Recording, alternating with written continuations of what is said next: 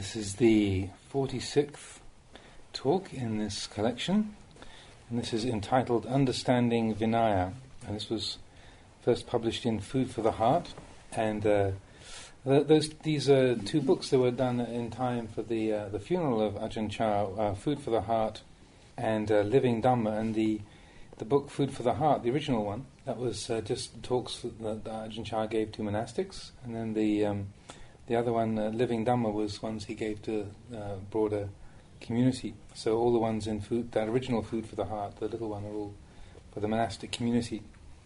So this was given during the Rains Retreat of 1980, after the recitation of the Patimokkha, the monastic rules, to the Assembly of Monks and Novices at Wapapong. So this is Understanding Vinaya. This practice of ours is not easy. We may know some things, but there's still much that we don't know. For example, when we hear teachings such as, know the body, then know the body within the body, or know the mind, then know the mind within the mind. If we haven't yet practiced these things, then when we hear them, we may feel baffled. The Vinaya is like this. In the past, I used to be a teacher, in the early years of Ajahn Chah's monkhood, before he began to practice meditation in earnest. But I was only a small teacher, not a big one. Why do I say a small teacher? Because I didn't practice. I taught the Vinaya, but I didn't practice it. This I call a small teacher, an inferior teacher. I say an inferior teacher because when it came to the practice, I was deficient. For the most part, my practice was a long way off the theory, just as if I hadn't learned the Vinaya at all. However, I'd like to state that in practical terms, it's impossible to know the Vinaya completely, because some things, whether we know them or not, are still offences. This is tricky.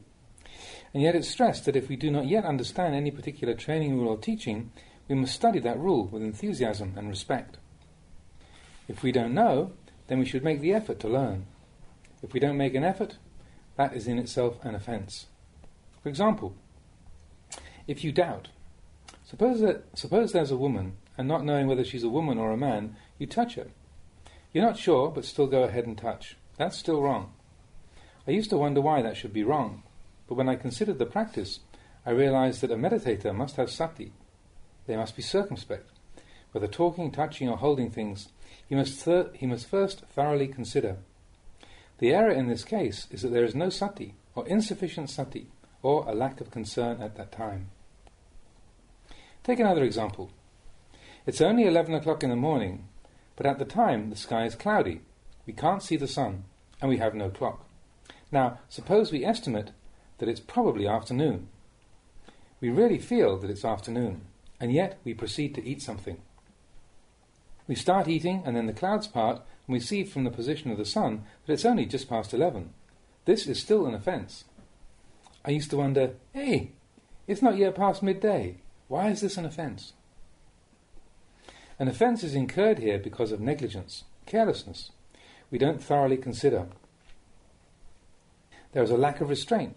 If there is doubt and we act on the doubt, there is a dukkata offence, just for acting in the face of the doubt. So these refer to the rules, the Pachitya offence number 36, which refers to eating food outside the allowed time, which is from dawn until noon. And a dukkata is an offence of wrongdoing, the lightest class of offences in the Vinaya, of which there are a great number. Parajika, offences of defeat, of which there are 4, are the most serious, involving expulsion from the Bhikkhu Sangha. If there is a doubt and we act on the doubt, there is a dukkata offence just for acting in the face of the doubt. We think that it's afternoon, when in fact it isn't. The act of eating is not wrong in itself, but there is an offence here because we are careless and negligent. If it really is afternoon, but we think it isn't, then it's the heavier Pachitya offence.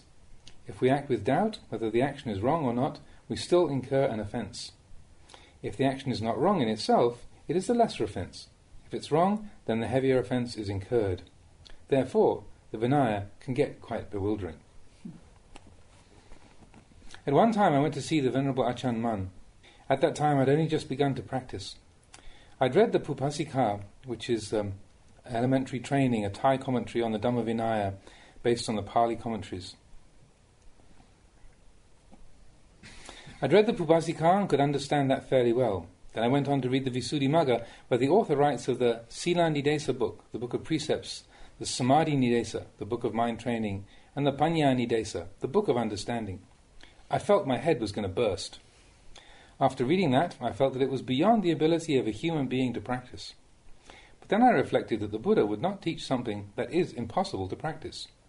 He wouldn't teach it, and he wouldn't declare it, because those things would be useful neither to himself nor to others. The Sila Nidesa is extremely meticulous, and the Samadhi Nidesa more so, and the Panya Nidesa even more so. I sat and thought, well, I can't go any further. There's no way ahead. It was as if I'd reached a dead end. At this stage I was struggling with my practice. I was stuck. It so happened that I had a chance to go and see Venerable Ajahn Mun. So I asked him, "Venerable Ajahn, what am I to do? I've just begun to practice, but I still don't know the right way. I have so many doubts, I can't find any foundation at all in the practice." He asked, "What's the problem?" In the course of my practice I picked up the Visuddhimagga and read it, but it seems impossible to put it into practice. The contents of the Sila Nidesa, the Samadhi Nidesa, and the Panya Nidesa seem to be completely impractical. I don't think there is anybody in the world who could do it. It's so detailed and meticulous. To memorize every single rule would be impossible. It's beyond me. He said to me, "Venerable, there's a lot, it's true, but it's really only a little. If we were to take account of every training rule in the Sila Nidesa, that would be difficult, that is true. But actually, what we call the Sila Nidesa has evolved from the human mind. If we train this mind to have a sense of shame and a fear of wrongdoing, we will then be restrained. We will be cautious. This will condition us to be content with little, with few wishes, because we can't possibly look after a lot. When this happens, our sati becomes stronger. We will be able to maintain sati at all times.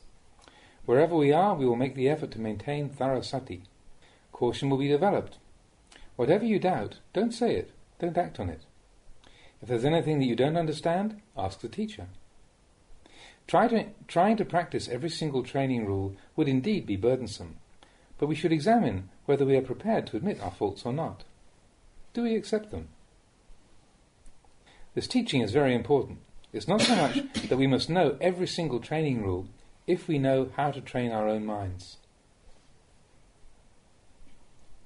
All that stuff that you've been reading arises from the mind.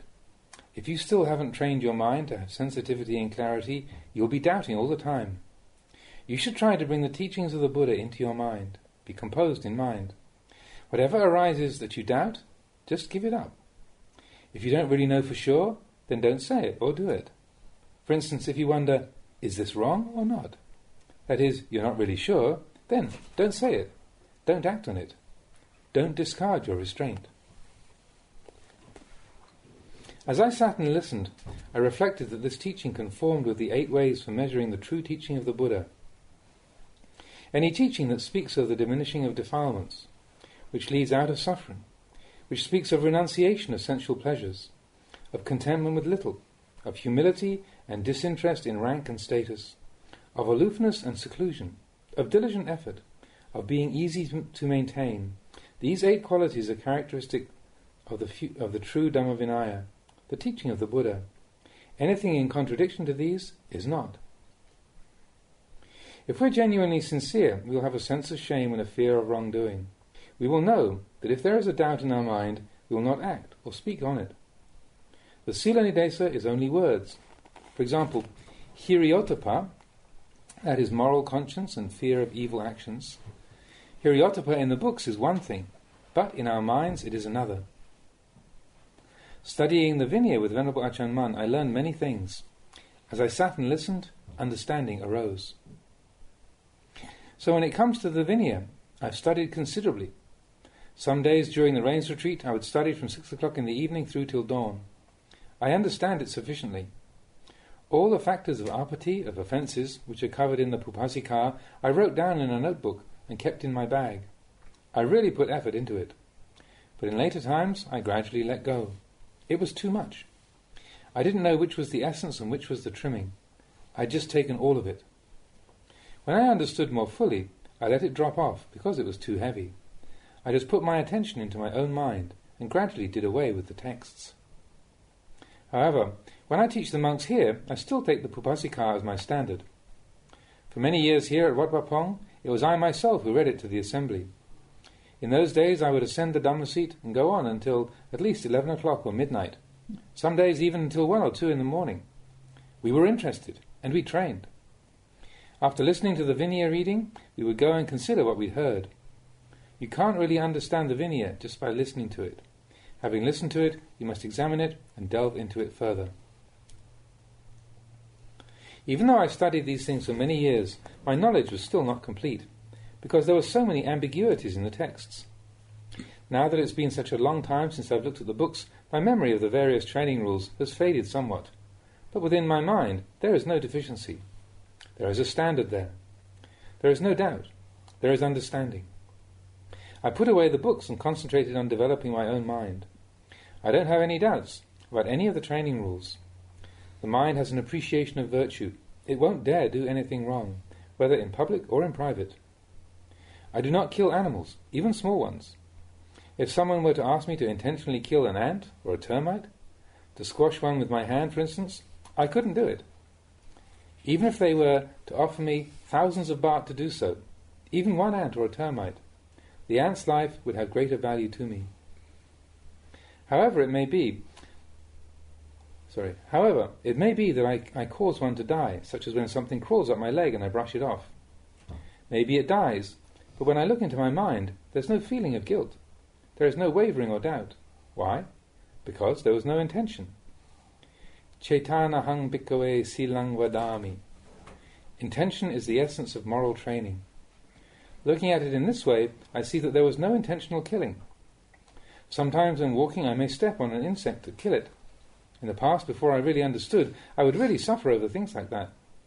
I would think I'd committed an offence. What? There was no intention. There was no intention, but I wasn't being careful enough. I would go on like this, fretting and worrying.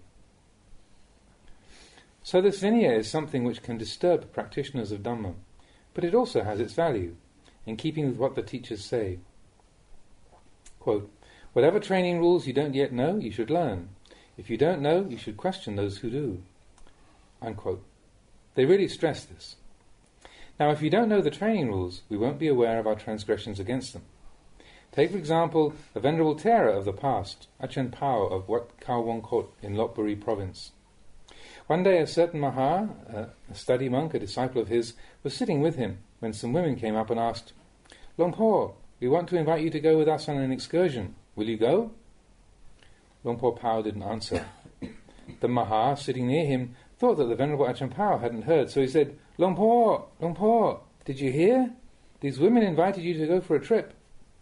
He said, I heard. The women asked again, Luang Por, are you going or not?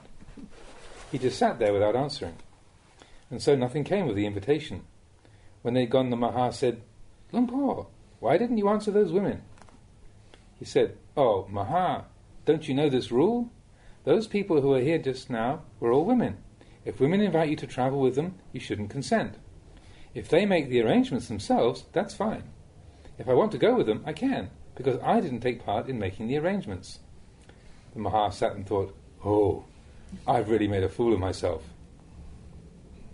The Vinaya states that to make an arrangement and then travel together with women, even though it isn't as a couple, is a pachitya offence. Take another case. Lay people would bring money to offer to Venerable Ajahn Pao on a tray. He would extend his receiving cloth, holding it at one end. But when they brought the tray forward to lay it on the cloth, he would retract his hand from the cloth. Then he would simply abandon the money where it lay.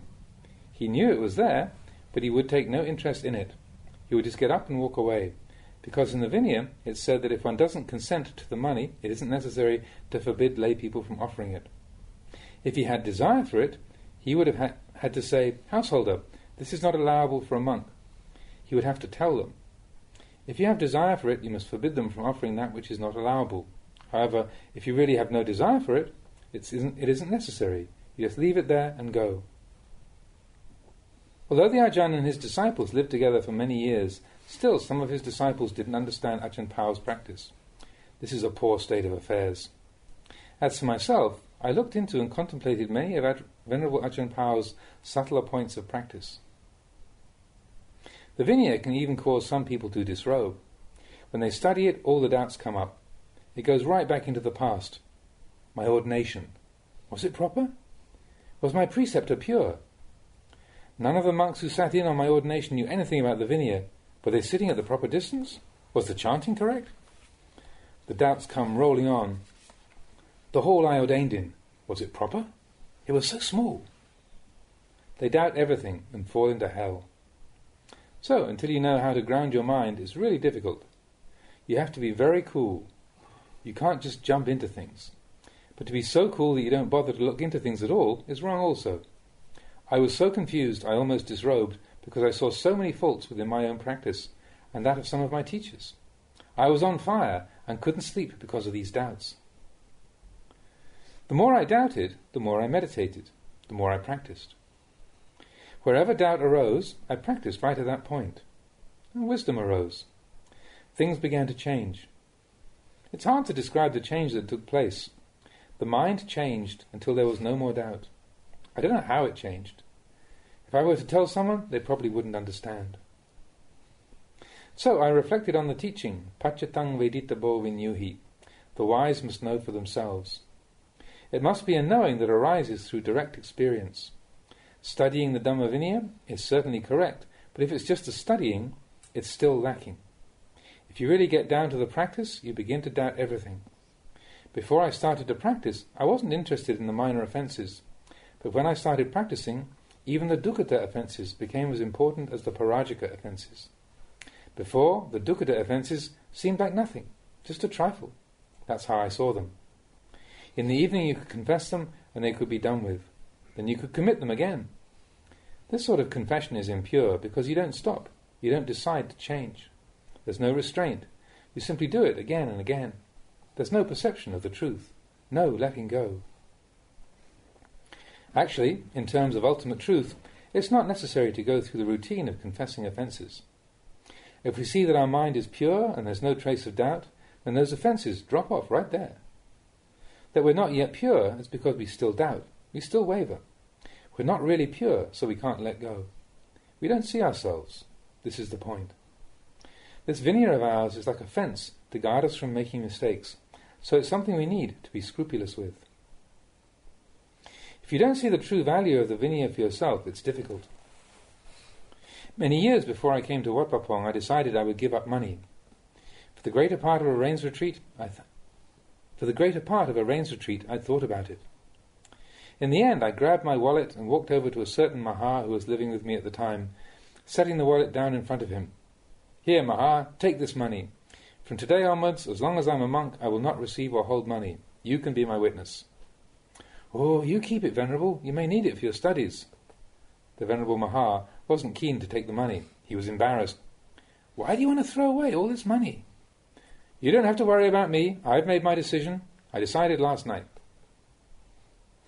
From the day he took that money, it was as if a gap opened up between us. We could no longer understand each other.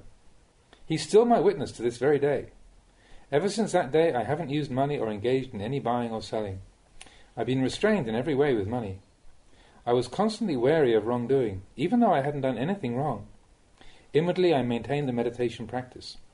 I no longer needed wealth. I saw it as a poison.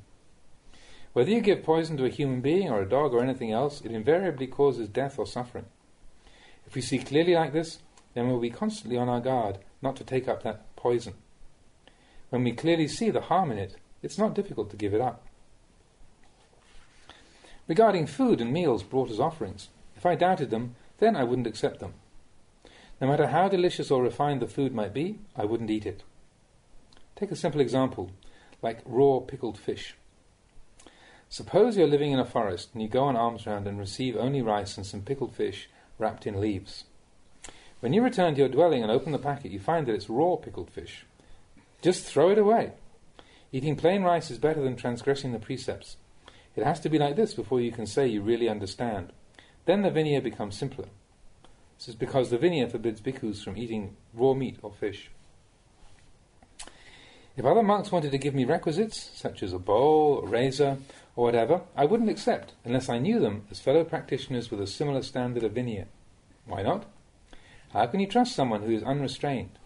They can do all sorts of things. Unrestrained monks don't see the value of the Vinaya, so it's possible that they could have obtained these things in improper ways.